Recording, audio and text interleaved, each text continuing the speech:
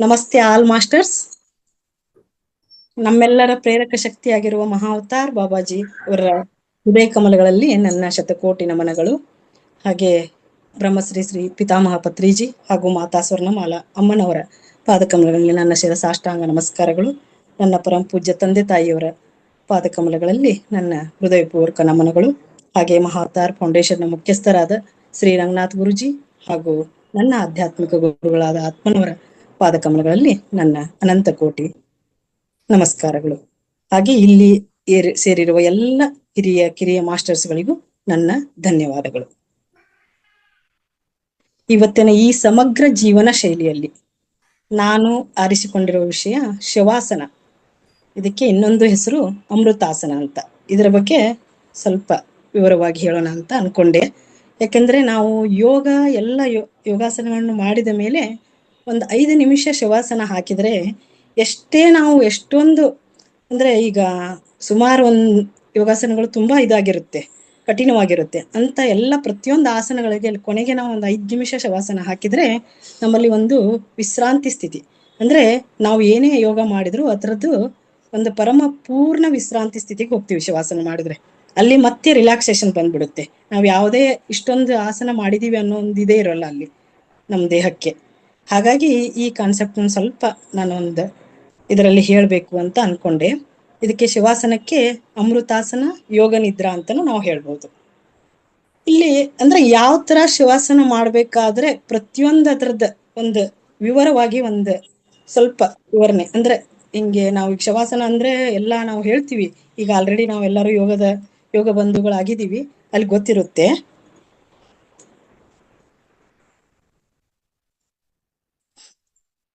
ಕೇಳಿಸ್ತಾ ಇದೆ madam? Hello, ಕೇಳಿಸ್ತಾ ಇದೆಯಲ್ಲ? ಹಲೋ ಮ್ಯಾಮ್, ಕೇಳಿಸ್ತಾ ಇದೆ ಹೇಳಿ ಮೇಡಮ್. ಕೇಳಿಸ್ತಾ ಇದೆ. ಏನೋ ಡಿಸ್ಟರ್ಬೆನ್ಸ್ ಆಯ್ತು ನನ್ನ ಕಡೆಯಿಂದ, ಅದಕ್ಕೆ ಕೇಳಿದೆ. ಸರಿ ಮೇಡಮ್. ಈಗ ಶವಾಸನ ಬೆನ್ನಿನ ಮೇಲೆ ನೇರವಾಗಿ ನೆಲದ ಮೇಲೆ ನಾವು ಮಲಗಿಕೊಳ್ತೀವಿ ಶವಾಸನ ಮಾಡುವಾಗ. ಅವಾಗ 2 ಪಾದಗಳ ನಡುವೆ ಸುಮಾರು 1 ಅಡಿ ಅಂತರವಿರಲಿ ಅಂತ ಇದು ಮಾಡ್ಕೊಳ್ತೀವಿ. ಎಲ್ಲಾ ಕೈಗಳನ್ನು ತೊಡೆಗಳಿಂದ ಸ್ವಲ್ಪ ದೂರದಲ್ಲಿರಿಸಿ ಅಂಗೈಗಳು ಮೇಲ್ಮುಖವಾಗಿ ತೆಗೆದಿಡ್ಬೇಕು. ಅಂದ್ರೆ ಅಂಗೈ ನಾವು ಮೇಲ್ಮುಖವಾಗಿ ಇಟ್ಕೊಂಡಿರ್ತೀವಿ. ಅಲ್ಲಿ ನಾವೊಂದು ಕಣ್ಮುಚ್ಕೊಂಡು ಯಾವ ತರ ಅಂದ್ರೆ ಕುತ್ತಿಗೆ ನೇರವಾಗಿದ್ದರೆ ಅಲ್ಲಿ ಶರೀರವು ಒತ್ತಡ ರಹಿತ ಸ್ಥಿತಿಯಲ್ಲಿರುತ್ತದೆ. ಹಾಗೆ ನಿಧಾನವಾಗಿ 4-5 ಬಾರಿ ಉಸಿರನ್ನು ನೀಳವಾಗಿ ಎಳೆದುಕೊಂಡು ಮತ್ತೆ ಬಿಡಬೇಕಾಗುತ್ತದೆ. ಈಗ ನಾವು ಶರೀರದ ಪ್ರತಿಯೊಂದು ಅಂಗವನ್ನು ನೋಡುತ್ತಾ ಯಾವ ತರ ಸಂಕಲ್ಪ ಪೂರ್ವಕವಾಗಿ ಒಂದೊಂದು ಅವಯವನ್ನು ಶಿಥಿಲ ಮುಕ್ತ ಒತ್ತಡ ರಹಿತ ಸ್ಥಿತಿಯಲ್ಲಿ ಅನುಭವವನ್ನು ಮಾಡ್ಕೊಳ್ತಾ ಹೋಗ್ಬೇಕಲ್ಲಿ. ಇದಕ್ಕೆ ಒಂದು ಶವಾಸನಕ್ಕೆ ಯಾಕೆ ಅಮೃತಾಸನ ಅಂತ ಹೆಸರಿಟ್ಟಿದ್ದಾರೆ ಅನ್ನೋದನ್ನ ನಾವಿಲ್ಲಿ ಅರ್ಥ ಮಾಡ್ಕೊಳ್ಬಹುದು. ಜೀವನದ ಸಮಸ್ತ ಕಾರ್ಯಗಳ ಮತ್ತು ಮಹಾನ್ ಉದ್ದೇಶಗಳ ಸಫಲತೆ ಹಿಂದೆ ಇಲ್ಲಿ ಸಂಕಲ್ಪ ಶಕ್ತಿ ಅನ್ನೋದು ಬಹಳ ಮುಖ್ಯವಾಗುತ್ತದೆ. ಹಾಗೆ ಇಲ್ಲಿ ಅದು ಯಾವಾಗೂ ಸಂಕಲ್ಪ ಯಾವುದನ್ನು ನಾವು ಒಂದು ಸಂಕಲ್ಪ ಇಚ್ಛಾಶಕ್ತಿಯಿಂದ ಮಾಡ್ಕೊಂಡ್ರೆ ಅದು ಯಾವ ತರ ಕಾರ್ಯನಿರ್ವಹಿಸ್ತದೆ ಅದನ್ನ ನಾವು ಶವಾಸನ ಮಾಡ್ಕೊಂಡಾಗೂ ಅದರದ ಅನುಭವ ಪಡಿತೀವಿ. ಈಗ ಶರೀರಕ್ಕೆ ನಾವು ಪೂರ್ಣ ವಿಶ್ರಾಂತಿ ನೀಡಬೇಕಾಗಿರುತ್ತೆ. ಅದಕ್ಕಾಗಿ ನಾವು ಶರೀರದ ವಿಶ್ರಾಂತಿ ಹಾಗೂ ಶೀತಲೀಕರಣದ ಸಂಕಲ್ಪವನ್ನು ಮಾಡಿಕೊಳ್ಬೇಕು. ಅಂದ್ರೆ ಹೇಗೆ ಶರೀರಕ್ಕೆ ವಿಶ್ರಾಂತಿ ಕೊಡ್ಬೇಕು, ಅಲ್ಲಿ ಶೀತಲೀಕರಣ ಅಂದ್ರೆ ನಮ್ಮ ಶರೀರ ಭಾವನೆನೇ ಅಲ್ಲಿ ಬರಬಾರ್ದು. ಅಂದ್ರೆ ಶರೀರ ಒಂದು ಶವ ಅಂತ ಹೇಳಿದರೆ ಶವ ತರ ಅದನ್ನ ನಾವು ಇದು ಮಾಡ್ಕೊಂಡು ನಮ್ಮ ಅಂದ್ರೆ ಹೊರಗಡೆ ಅಲ್ಲಿರುವ ನಮ್ಮ ಜೀವಾತ್ಮನನ್ನು ಹೊರಗಡೆ ತಂದು ಅದರ ಅನುಭವವನ್ನು ತಗೊಳ್ಬೇಕು. ಅವಾಗ ಅದು ಒಂದು ಪರಿಪೂರ್ಣ ಅನುಭವ ಆಗುತ್ತದೆ ಅಂತ ಇಲ್ಲಿ ಹೇಳ್ಕೊಡ್ತಾ ಇದ್ದಾರೆ. ಹಾಗೆ ನೆಕ್ಸ್ಟ್ ಮೊದಲು ನಾವು ಮುಚ್ಚಿದ ಕಣ್ಣುಗಳಿಂದಲೇ ಮನಸ್ಸಿನಲ್ಲಿ ಸಂಕಲ್ಪ ಶಕ್ತಿಯ ಮೂಲಕ ಪಾದಗಳ ಉಂಗುಷ್ಟ ಮತ್ತು ಬೆರಳನ್ನು ನೋಡುತ್ತಾ ಅವುಗಳ ನಿತಾಂತ ಶಿಥಿಲ ಹಾಗೂ ಒತ್ತಡ ರಹಿತವಾಗಿರುವುದರ ಅನುಭವವನ್ನು ಮಾಡಿಕೊಳ್ಳಬೇಕು. ಹಾಗೆಯೇ ಅಂಗಾಲು ಮತ್ತು ನಮ್ಮ ಮುಂಗಾಲುಗಳ ನಂತರ ಈ ಕಣಕಾಲು ಹಿಮ್ಮಡಿಗಳನ್ನು ನೋಡುತ್ತಾ ಅವುಗಳನ್ನು ಶಿಥಿಲ ಸ್ಥಿತಿಯಲ್ಲಿ ಅನುಭವಿಸಿ. ಇಲ್ಲಿ ಮಾಸ್ಟರ್ ಶಿಥಿಲ ಸ್ಥಿತಿ ಅಂದ್ರೆ ನಮಗೆ ತಮ್ಮೆಲ್ಲರಿಗೂ ಅರ್ಥ ಆಗ್ತಾ ಇರ್ಬೋದು. ಅಂದ್ರೆ ಅಲ್ಲಿ ಶರೀರ ಪೂರ್ಣ ಒಂದು ಶೀತಲೀಕರಣ ಇದರಲ್ಲಿ ಇಟ್ಕೊಂಡು ನಾವು ಅನುಭವಿಸ್ತಾ ಹೋಗ್ಬೇಕು. ಅಲ್ಲಿ ಮೀನ ಶೀತಲೀಕರಣ ಅಂದ್ರೆ ಅದು ಒಂಥರ ಇದು ಬರುತ್ತೆ ನೋಡಿ, ಅಂದ್ರೆ ತಣ್ಣಗಾದ ಅನುಭವ ಶರೀರಕ್ಕೆ. ಅಲ್ಲಿ ನಾನು ಜಡ ವಸ್ತು ಅನ್ನೋದನ್ನ ಮರ್ತು ಬಿಟ್ಟು ಹೊರಗಡೆ ಬಂದೇ ಅನುಭವಿಸುವ ಒಂದು ಸ್ಥಿತಿ ಇದು. ಆಗ ಮೀನಖಂಡಗಳನ್ನು ನೋಡುತ್ತಾ ನನ್ನ ಮೀನಖಂಡಗಳು ಪೂರ್ಣ ಸ್ವಸ್ಥ, ಒತ್ತಡರಹಿತ ಹಾಗೂ ಪೂರ್ಣ ವಿಶ್ರಾಮ ಸ್ಥಿತಿಯಲ್ಲಿವೆ. ಈ ಶೀತಲೀಕರಣದ ವಿಚಾರ ಮಾಡುತ್ತಿರುವುದರಿಂದಲೇ ನಾನು ಶರೀರಕ್ಕೆ ಪೂರ್ಣ ವಿಶ್ರಾಂತಿ ದೊರೆಯುತ್ತಿದೆ ಎಂಬ ಅನುಭವವನ್ನು ಕೂಡ ಮಾಡ್ತಾ ಹೋಗ್ಬೇಕು. ಯಾವ ರೀತಿ ನಮಗೆ ಅತಿ ದುಃಖದ ಚಿಂತೆ ಚಿಂತೆಯ ಒಂದು ಚಿಂತನೆಯಿಂದ, ಹಾಗೆ ಅಳುವು ಕೂಡ ಅತಿ ಸುಖದ ಚಿಂತನೆಯಿಂದ ಹರ್ಷವೂ ಆಗುತ್ತೆ. ಹಾಗೆ ವೀರತೆಯ ಚಿಂತನೆಯಿಂದಲೇ ನಮ್ಮ ಶರೀರದಲ್ಲಿ ಉಷ್ಣ ರಕ್ತ ಪ್ರವಾಹವು ಹರಿಯತೊಡಗುತ್ತದೆಯೋ ಅದೇ ರೀತಿ ಶರೀರದ ಶೀತಲೀಕರಣದ ವಿಚಾರ ಮಾತ್ರದಿಂದ ಅಲ್ಲಿ ನಮಗೆ ಪೂರ್ಣ ವಿಶ್ರಾಂತಿಯ ಒಂದು ಅನುಭವವಾಗುತ್ತದೆ. ಇಲ್ಲಿ ಮೀನಖಂಡಗಳ ನಂತರ ಮಂಡಿಗಳನ್ನು ನೋಡುತ್ತಾ ಅವು ಸ್ವಸ್ಥವು, ಒತ್ತಡ ರಹಿತವು, ಪೂರ್ಣ ವಿಶ್ರಾಂತ ಆಗಿರುವುದನ್ನು ಕೂಡ ನಾವು ಅನುಭವ ಮಾಡಿಕೊಳ್ಬೇಕು. ಮನಸ್ಸಿನಲ್ಲೇ ತೊಡೆಗಳನ್ನು ನೋಡಿ ಅವುಗಳ ಪೂರ್ಣ ವಿಶ್ರಾಮದ ಸ್ಥಿತಿಯನ್ನು ಕೂಡ ಅನುಭವ ಮಾಡ್ತಾ, ನಂತರ ದೇಹದ ಪ್ರತಿಯೊಂದು ಭಾಗಗಳಾದ ಹೊಟ್ಟೆ, ಸೊಂಟ ಮತ್ತು ಬೆನ್ನುಗಳ ಸಹಜ ಭಾವದಿಂದ ನೋಡುತ್ತಾ ಪೂರ್ಣ ಆರೋಗ್ಯ, ಒತ್ತಡ ರಹಿತ ಸ್ಥಿತಿಯಲ್ಲಿ ಅವುಗಳನ್ನು ಅನುಭವ ಮಾಡಿಕೊಳ್ಳುತ್ತಾ ಹೋಗಬೇಕು. ಈಗ ಶಾಂತ ಭಾವದಿಂದ ಮನಸ್ಸನ್ನು ಹೃದಯದ ಮೇಲೆ ಕೇಂದ್ರೀಕರಿಸಿ ಹೃದಯ ಬಡಿತವನ್ನು ಆಲಿಸುವ ಪ್ರಯತ್ನ ಕೂಡ ಅಲ್ಲಿ ಮಾಡ್ತಾ ಹೋಗ್ಬೇಕು. ಹೃದಯದ ದಿವ್ಯ ನಾದವನ್ನು ನಾವು ಆಲಿಸುತ್ತಾ ನನ್ನ ಹೃದಯ ಪೂರ್ಣ ಸ್ವಸ್ಥವೂ, ಒತ್ತಡ ರಹಿತವೂ, ಪೂರ್ಣ ವಿಶ್ರಾಂತವೂ ಆದ ಸ್ಥಿತಿಯಲ್ಲಿದೆ. ಯಾವುದೇ ರೀತಿಯ ರೋಗ ಅಥವಾ ವಿಕಾರ ನನ್ನ ಹೃದಯದಲ್ಲಿಲ್ಲ ಎಂದು ನಾವು ಭಾವಿಸಿಕೊಳ್ಳುತ್ತಾ ಹೋಗಬೇಕು. ಈಗ ಶ್ವಾಸಕೋಶಗಳನ್ನು ಶಿಥಿಲಗೊಳಿಸುತ್ತಾ ಭುಜಗಳನ್ನು ನೋಡಿ ಅವು ಸ್ವಸ್ಥವೂ, ಒತ್ತಡ ರಹಿತವೂ ಆಗಿರೋದನ್ನು ನಾವು ಅನುಭವಕ್ಕೆ ತಂದುಕೊಳ್ತಾ ಹೋಗ್ಬೇಕು. ನಂತರ ಕ್ರಮವಾಗಿ ಇಲ್ಲಿ ನಾವು ಭಾವಿಸ್ತಾ ಹೋಗ್ಬೇಕು, ಶ್ವಾಸಕೋಶಗಳು ನಮ್ಮ ಅಂದ್ರೆ ಅವು ಒಂಥರ ಶಿಥಿಲ ಆಗ್ತಾ ಹೋಗ್ತಾ ಇದ್ದಾವೆ. ನಮ್ಮ ರಟ್ಟೆಗಳು, ಮೊಣಕೈಗಳು, ಮಣಿಕಟ್ಟುಗಳು, ಅಂಗೈಗಳು, ಮುಂಗೈ, ಕೈ ಬೆರಳುಗಳು ಪ್ರತಿಯೊಂದನ್ನ ನಾವು ಅದರ ಬಗ್ಗೆ ನಾವು ವಿಚಾರ ಮಾಡಿ, ಅಂದ್ರೆ ಅದರ ಬಗ್ಗೆ ಪೂರ್ಣ ಅನುಭವ ಇದ್ರ ಕಡೆ ನಮ್ದು ಫುಲ್ ಎಲ್ಲ ನಮ್ಮ ಏಕಾಗ್ರತೆ ಅದರ ಮೇಲೆ ಹೋಗ್ತಾ ಇರ್ಬೇಕು. ಪ್ರತಿಯೊಂದು ನಮ್ಮ ಶರೀರದ ಅಂಗಗಳ ಮೇಲೆ ಇವೆಲ್ಲ ಒಳಗೊಂಡ ಪೂರ್ಣ ಭಾವಗಳು ತಡೆರಹಿತವೂ, ಸ್ವಸ್ಥವೂ, ಪೂರ್ಣ ವಿಕ್ರಾಂತ ಆದ ಸ್ಥಿತಿಯಲ್ಲಿರೋದನ್ನು ನಾವು ಅನುಭವಿಸ್ತಾ ಹೋಗ್ಬೇಕು.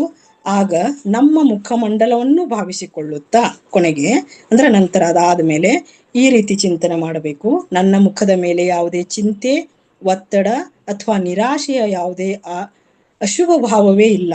ನನ್ನ ಮುಖದ ಮೇಲೆ ಪ್ರಸನ್ನದ, ಆನಂದದ, ಆಶಾವಾದ ಹಾಗೂ ಶಾಂತಿಯ ಒಂದು ದಿವ್ಯ ಭಾವವಿದೆ. ಕಣ್ಣು, ಮೂಗು, ಕಿವಿ, ಬಾಯಿ ಮೊದಲಾದವುಗಳ ಸಹಿತ ಪೂರ್ಣ ಮುಖಮಂಡಲದ ಮೇಲೆ ಅಸೀಮ ಆನಂದದ ಭಾವವಿದೆ. ಇಲ್ಲಿವರೆಗೆ ನಾವು ಮನಸ್ಸಿನ ಶುಭ ದಿವ್ಯ ಸಂಕಲ್ಪದ ಮೂಲಕ ಈ ಶರೀರಕ್ಕೆ ಪೂರ್ಣ ವಿಶ್ರಾಂತಿಯನ್ನು ಪ್ರದಾನ ಮಾಡಿದ್ದೇವೆ. ಹಾಗಾಗಿ ಮನಸ್ಸಿಗೆ ವಿಶ್ರಾಂತಿಯನ್ನು ಪ್ರದಾನ ಮಾಡಬೇಕಾಗಿದೆ. ಮನಸ್ಸನ್ನು ಶಿಥಿಲತೆಗೆ ಒಳಪಡಿಸಬೇಕಾಗಿದೆ. ಮನಸ್ಸಿನಲ್ಲಿ ಏಳುವ ಸಂಕಲ್ಪಗಳನ್ನು ನಾವು ದಾಟಬೇಕಿದೆ. ಇದಕ್ಕಾಗಿ ನಾವು ಆತ್ಮದ ಆಶ್ರಯನ್ನು ಕೂಡ ಇಲ್ಲಿ ಹೊಂದಬೇಕಾಗಿದೆ. ನಮ್ಮ ವಿಚಾರ ಹೀಗೆ ಸಾಗಿರಲಿ, ನಾನು ನಿತ್ಯ, ಶುದ್ಧ, ಬುದ್ಧ, ನಿರ್ಮಲ, ಪಾವನ, ಶಾಂತಿಮಯ, ಆನಂದಮಯ, ಜ್ಯೋತಿರ್ಮಯ, ಅಮೃತ ಪುತ್ರ ಆತ್ಮನಾಗಿದ್ದೇನೆ. ನಾನು ಸದಾ ನನ್ನ ಶ್ವಾಸವನ್ನು ನಡೆಗೆ ಯಾವುದೇ ವಸ್ತುವಿನ ಅಭಾವವಿಲ್ಲ. ಅಷ್ಟೇ ಅಲ್ಲ, ನಾನು ಸದಾ ಕಾಲವೂ ಭಾವನೆ ಹಾಗೂ ಶ್ರದ್ಧೆಯಿಂದ ಈ ಪರಿಪೂರ್ಣನಾಗಿದ್ದೇನೆ. ನಾನು ಪರಮಾತ್ಮನ ಅಮೃತ ಪುತ್ರನಾಗಿದ್ದೇನೆ. ನಾನು ಪ್ರಕೃತಿ, ಶರೀರ, ಇಂದ್ರಿಯ ಹಾಗೂ ಮನಸ್ಸಿನ ಬಂಧನಗಳಿಂದ ರಹಿತನಾಗಿದ್ದೇನೆ. ನನ್ನ ವಾಸ್ತವಿಕ ಆಶ್ರಯವೆಂದರೆ ಪ್ರಭು ಪರಮಾತ್ಮನೇ. ಹಾಗೆ ಭಾಷೆ ಸಮೃದ್ಧಿಯಲ್ಲಿ ಇಲ್ಲಿ ಆಗಿರುವುದರಿಂದ ನಾನು ದೀನ ಮಂದ್ರ ಅಂದ್ರೆ ಅನಾಥ ಅಥವಾ ಸನಾಥ ಅಥವಾ ರಾಜ ಗುಲಾಮ ಅಂತನೂ ಇಲ್ಲಿ ಯಾವುದೂ ಆಗುವುದಿಲ್ಲ ಅಂತ ಹೇಳ್ತಾ ಇದೆ. ಯಾಕಂದ್ರೆ ನಾನು ಪರಮಾತ್ಮನ ಒಂದು ಸ್ವಯಂ ಆಗಿದ್ದೇನೆ ಅಂತ ಇಲ್ಲಿ ಹೇಳ್ತಾ ಇದ್ದಾರೆ. ಹಾಗೆ ಯಾವ ಪಂಚವರ್ತನೆಗಳು ಆಗುತ್ತಿವೆ ಅದು ಜಗತ್ತಿನ ಧರ್ಮ, ಆತ್ಮನಾದ ನನ್ನ ಧರ್ಮವಲ್ಲ. ಈ ರೀತಿ ಒಂದು ಆತ್ಮದ ದಿವ್ಯತೆಯ ಚಿಂತನೆ ಕೂಡ ನಾವು ಅಲ್ಲಿ ಮಾಡಬೇಕು. ಆವಾಗ ನಮ್ಮ ನಕಾರಾತ್ಮಕ ಚಿಂತನೆಗಳನ್ನು ತೊಲಗಿಸಿ ಯಾವಾಗ್ಲೂ ಆ ಚಿಂತನೆಗಳಿಂದ ಅಂದ್ರೆ ಆ ಮನಸ್ಸು ಮಲಿನವಾಗುವುದನ್ನು ಬಿಟ್ಟು ಸಕಾರಾತ್ಮಕ ಭಾವನೆಯಿಂದ ವ್ಯಕ್ತಿಗೆ ಅಲ್ಲಿ ನಾವು ಯಾವುದೇ ಒಂದು ಸಂತೋಷ ಉಂಟಾಗುತ್ತದೆ. ಹಾಗಾಗಿ ಇದರಿಂದಾಗಿ ಮಾಡುವ ಈ ಇದರಲ್ಲಿ ಯಾವಾಗ್ಲೂ ಸಕಾರಾತ್ಮಕ ಚಿಂತನೆಗಳಿಂದ ಅವನು ಪ್ರತಿಕೂಲ ಸ್ಥಿತಿಗಳಲ್ಲಿಯೂ ಸಮಚಿತ್ತನು, ಪ್ರಸನ್ನನು, ಆನಂದಿತನು ಆಗಿರಬಲ್ಲನು. ಹಾಗಾಗಿ ವ್ಯಕ್ತಿಯು ಶವಾಸನ ಅಥವಾ ಯೋಗ ನಿದ್ರೆಯ ಸಮಯದಲ್ಲಷ್ಟೇ ಅಲ್ಲ, ನಾವು ದಿನವಿಡೀ ಸದಾಕಾಲವೂ ಸಕಾರಾತ್ಮಕ ಚಿಂತನೆಯನ್ನೇ ಮಾಡಬೇಕು. ಈ ರೀತಿ ನಾವು ಆತ್ಮದ ದಿವ್ಯತೆಯ ಸಕಾರಾತ್ಮಕ ಚಿಂತನೆ ಮಾಡುತ್ತಾ ಮನಸ್ಸಿಗೆ ವಿಶ್ರಾಂತಿಯನ್ನು ಕೊಡುತ್ತೇವೆ. ಅಲ್ಲಿ ಈ ತರ ಕೊಡಬಹುದು ಅಂತ ಹೇಳ್ತಾ ಇದ್ದೇವೆ. ಇಲ್ಲಿ ಈಗ ಈ ಪರಮಾತ್ಮನ ದಿವ್ಯ ಸ್ವರೂಪವನ್ನು ಧ್ಯಾನಿಸುತ್ತಾ ನಾವು ಆತ್ಮನಿಗೂ ಕೂಡ ಪೂರ್ಣ ವಿಶ್ರಾಂತಿಯನ್ನು ಪ್ರದಾನ ಮಾಡಿದ್ದೇವೆ. ಹಾಗಾಗಿ ಇಲ್ಲಿ ನಮ್ಮ ಆತ್ಮವು ಶರೀರದಿಂದ ಹೊರಬಂದು ಶರೀರದ ಮೇಲೆ, ಅಂದ್ರೆ ಇಲ್ಲಿ ಯಾವ ತರ ಅಂದ್ರೆ ಮಾಸ್ಟರ್ಸ್, ಶರೀರ ಕೆಳಗಡೆ ಬಿದ್ದಿದೆ, ಅದನ್ನ ನಾವು ಆತ್ಮ ಹೊರಗಡೆ ನಿಂತು ಅದನ್ನ ಅಬ್ಸರ್ವೇಷನ್ ಮಾಡಿದಾಗ ಶವಾಸನದ ಪೂರ್ಣ ಅನುಭವವನ್ನು ಪಡೆಯಬಹುದು ಅಂತ ಇಲ್ಲಿ ಹೇಳ್ಕೊಡ್ತಾ ಇದ್ದಾರೆ. ಶರೀರದ ಮೇಲೆ ಅಂದ್ರೆ ಆಕಾಶದಲ್ಲಿ ನಿಂತುಕೊಂಡಿರುವಂತೆ ನಾವು ಒಂದು ಮೇಲೆ ನಿಂತ್ಕೊಂಡು ನೋಡುವ ನಮ್ಮ ಶರೀರವನ್ನೇ ನಾವೇ ಅಬ್ಸರ್ವ್ ಮಾಡುವ ಹಾಗೆ ನಿತ್ಯ ಅಂದ್ರೆ ಅತ್ಯ ಭಾವದಿಂದ ಯಾವುದೋ ಒಂದು ಶವವು ಭೂಮಿ ಮೇಲೆ ಮಲಗಿರುವಂತೆಯೂ ಅನುಭವ ನಾವು ಮಾಡಿಕೊಳ್ಬೇಕು ಅಂತ. ಈ ಸ್ಥಿತಿಗೆ ನಾವು ಪರಿಪೂರ್ಣ ಒಂದು ಶವಾಸನ ಎನ್ನುತ್ತೇವೆ ಅಂತ ಇಲ್ಲಿ ಹೇಳ್ತಾ ಇದ್ದಾರೆ. ಈಗ ನಮ್ಮ ಚೇತನ ಶಕ್ತಿಯ ಆತ್ಮವನ್ನು ಅನಂತ ಆಕಾಶದಲ್ಲಿ ವ್ಯಾಪ್ತ ಸಚ್ಚಿದಾನಂದ ಸ್ವರೂಪ ಪರಮಾತ್ಮನಿಗೆ ಸಮರ್ಪಿಸಿ ನಮ್ಮ ಆತ್ಮದ 4 ಕಡೆಗಳಿಂದ ದಿವ್ಯ ಆನಂದವನ್ನು, ನಮಗೆ ಆನಂದವು ಅನುಭವವಾಗುತ್ತಿದೆ, ಪ್ರಾಪ್ತವಾಗುತ್ತಿದೆ ಎಂದು ಭಾವಿಸಿಕೊಳ್ತಾ ಭಗವಂತನ ಸೃಷ್ಟಿಯ ಈ ಸುಖವನ್ನು ನಾವು ಅನುಭವಿಸ್ತಾ ಹೋಗ್ಬೇಕು. ಅಲ್ಲಿ ಎಲ್ಲವೂ ಭಗವಂತನಿಗೆ ಸಮರ್ಪಿಸಲ್ಪಟ್ಟು ಶುಭ ಸಂಕಲ್ಪ ಮಾಡ್ಕೊಳ್ತಾ ಒಂದು ಪರಿಪೂರ್ಣ ಒಂದು ಅನುಭವವನ್ನು, ಆನಂದದ ಅನುಭವವನ್ನು ಪಡಿಬೇಕು ಅಂತ ಹೇಳ್ತಾ ಇದ್ದಾರೆ. ಹಾಗೆ ಇಲ್ಲಿ ಪರಮಾತ್ಮನ ಸೃಷ್ಟಿಯ ದಿವ್ಯತೆಗಳನ್ನು ಕೂಡ ನಾವು ಅದ್ಭುತ ಪ್ರಕೃತಿ ರೂಪಿ ರಚನೆಯನ್ನು ಧ್ಯಾನಿಸುತ್ತಾ ಭಗವಂತನಿಗೆ ದಿವ್ಯತೆಯ ಸಂಕಲ್ಪವನ್ನು ಮಾಡಿಕೊಳ್ಳಬೇಕು.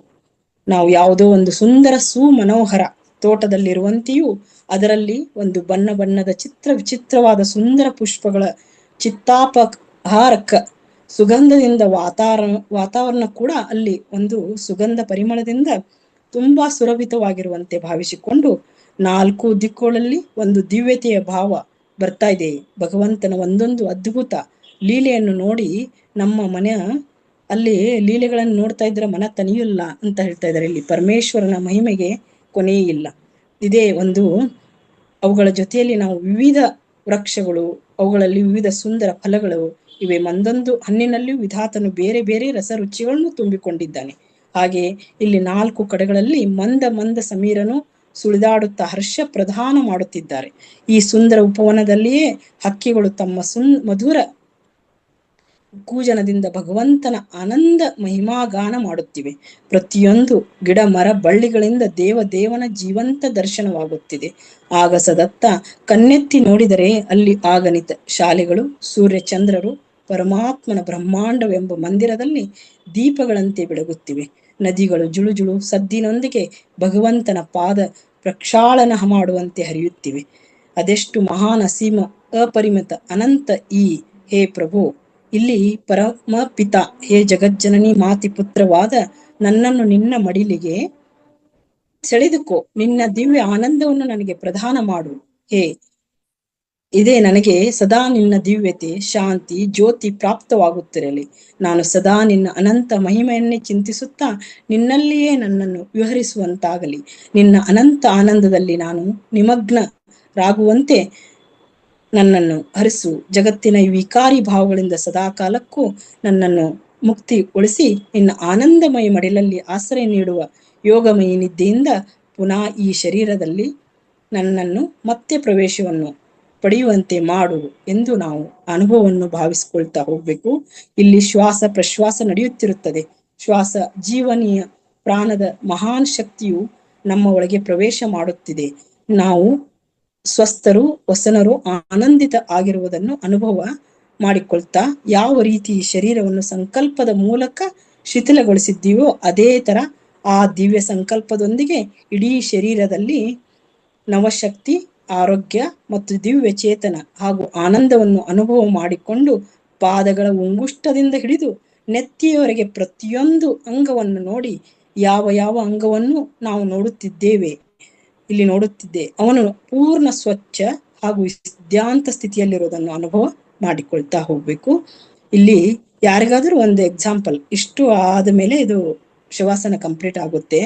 ಇಲ್ಲಿ ಒಂದು ಮಂಡಿ ನೋವು ಅಥವಾ ಬೆನ್ನು ನೋವು, ಏನೇ ಒಂದು ಯಾವುದೇ ಒಂದು ನಮ್ಮ ದೇಹದಲ್ಲಿ ನೋವುಗಳಾಗ್ತಾ ಇದ್ರೆ ಆ ಪೂರ್ತಿ ಆ ನೋವಿನ ಕಡೆ ನಮ್ಮ ಗಮನ ಕೇಂದ್ರೀಕರಿಸಿ, ನನ್ನ ದೇಹದಲ್ಲಿ ಯಾವುದೇ ನೋವುಗಳಿಲ್ಲ ಅಂತ ಈ ಶವಾಸನದ ಅಭ್ಯಾಸ ದಿನನಿತ್ಯ ನಾವು ಮಾಡ್ತಾ ಹೋದ್ರೆ ನೋವುಗಳು ಇದರಲ್ಲಿ ವಾಸಿಯಾಗುತ್ತೆ ಅನ್ನೋದನ್ನ ಇದರದೊಂದು ಉಪಯೋಗ ಹೇಳ್ಬೋದು.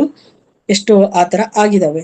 ಯೋಗದ ಅಭ್ಯಾಸ ಹಾಗೂ ಈ ಕೃಪೆಯಿಂದ, ಈಶ್ವರನ ಕೃಪೆಯಿಂದ ನಮ್ಮ ಮನ ಎಲ್ಲ ಅಂದ್ರೆ ಶಾಂತಿಯಾಗಿ, ಮನಸ್ಸು ಶಾಂತಿಯಾಗಿ ಯಾವುದೇ ನೋವುಗಳು ನಮ್ಮ ದೇಹದಲ್ಲಿದ್ರೂ ಅದು ಹೋಗಲಾಡಿಸಬಹುದು ಅಂತ ಹೇಳಿದ್ದಾರೆ ಇಲ್ಲಿ.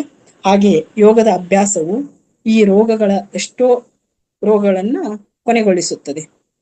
ನೋವು ಕೂಡ ನಮ್ಮಿಂದ ಹೊರ ಹೋಗುತ್ತದೆ ಎಂದು. ಹಾಗೆ ಸುಮಾರು ನಮಗೆ ಎಷ್ಟೊಂದು ಇದರ ಅನುಭವ ಎಲ್ಲರೂ ಪಡೆದಿರಬಹುದು ಈಗ ಆಲ್ರೆಡಿ. ಶವಾಸನ ಮಾಡಿದಾಗ ಸುಮಾರು ನಮ್ಮಲ್ಲಿ ಮನಸ್ಸು ಶಾಂತತೆಗೆ ಬರುತ್ತೆ. ಹಾಗೆ ಯಾವುದೇ ನೋವುಗಳು ನಮಗೆ ಬರಲ್ಲ ಯೋಗ ಮಾಡ್ತಾ ಇದ್ರೆ. ಸುಮಾರು ರೋಗಗಳೆಲ್ಲ ಅಂದ್ರೆ ಇಲ್ಲಿ ನಮ್ಗೆ ಹೇಳ್ಕೊಡ್ತಾ ಇದ್ದಾರೆ. ಇದನ್ನ ಮತ್ತೆ ಎಕ್ಸ್ಪ್ಲನೇಷನ್ ಜಾಸ್ತಿ ಆಗುತ್ತೆ ಅನ್ಕೊಳ್ತೀನಿ. ಇಲ್ಲಿ ಕೊಲೆಸ್ಟ್ರಾಲ್ ಅಂತ, ಆಮೇಲೆ ಹೃದಯ ವಿಕಾರಗಳು, ಬ್ಲಾಕೇಜಸ್ ಆಗುತ್ತೆ. ಅದು ಸುಮಾರು ಏನೇ ಒಂದು ರೋಗ ವಿಕಾರಗಳು ಹೊರಗೆ ಹೋಗಿ ಪೂರ್ಣ ಸ್ವಸ್ಥವಾಗುತ್ತದೆ ಮನಸ್ಸು ಅಂತ. ಕೊನೆಯದಾಗಿ ಇಲ್ಲಿ ನಾವು ಯಾವ ತರ ಇದು ಮಾಡ್ಕೋಬೇಕು ಅಂದ್ರೆ, ಕೈಗಳು ಹಾಗೂ ಶಕ್ತಿಶಾಲಿಗೆ ಅಂದ್ರೆ ನಮ್ಮ ಎರಡು ಕೈಗಳನ್ನು ಘರ್ಷಣೆ ಮಾಡಿ ಬಿಸಿಯಾದ ಅಂಗೈಗಳನ್ನು, ಅಂದ್ರೆ ನಾವು ಶವಾಸದಿಂದ ಎದ್ದ ನಂತರ ನಮ್ಮ ಎರಡೂ ಕೈಗಳನ್ನು ಉಜ್ಜಿ ಅದರ ಬಿಸಿ ಶಾಖವನ್ನು ಅನುಭವಿಸಿ ಅದನ್ನ ಪೂರ್ಣ ನಮ್ಮ ರೆಪ್ಪೆ ಮೇಲೆ ಇಟ್ಕೊಂಡು ನಂತರ ನಿಧಾನವಾಗಿ ಕಣ್ಣುಗಳನ್ನು ತೆರೆದು ಈ ಶವಾಸನ ಅಥವಾ ಯೋಗ ನಿದ್ರಾಸನದಿಂದ ನಾವು ಹೊರಗಡೆ ಬರಬೇಕು. ಇಷ್ಟು ಈ ಯೋಗ ನಿದ್ರೆ ಬಗ್ಗೆ ನನಗೆ ನಾನು ಕ್ರೋಢೀಕರಿಸಿದ್ದನ್ನ ಹೇಳಲು ಅವಕಾಶ ಮಾಡಿಕೊಟ್ಟಿದ್ದಕ್ಕಾಗಿ ಎಲ್ಲ ಮಹಾವತಾರ್ ಫೌಂಡೇಶನ್ ಸಿಬ್ಬಂದಿಗೂ ನನ್ನ ಹೃದಯಪೂರ್ವಕ ನಮನಗಳು. ನಮಸ್ತೆ.